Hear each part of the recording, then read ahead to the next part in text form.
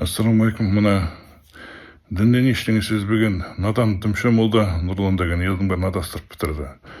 Бұл жас балаларыммен бірге мешітке барыңдар дейді.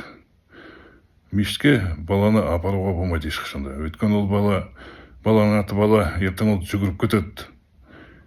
Анау намаз оқып жатқан адамдардың алдынан өтеді. Дәретке отырып кетеді. Сол дәретке отырған жеріне ертең басқа бір адам барады да маңдайын қойып сәжде жасайды. Білмеген адам. Сондай ғана намаз оқып тұрған адам бәр ойы намаз емес, балада болады.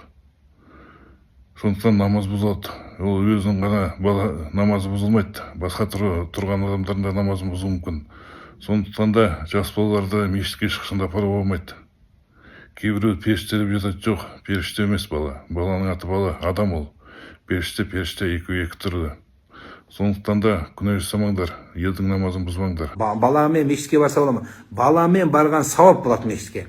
Балалар мешіттің ішіне ойнап, асыр салып, топалаңын шығару керек бала.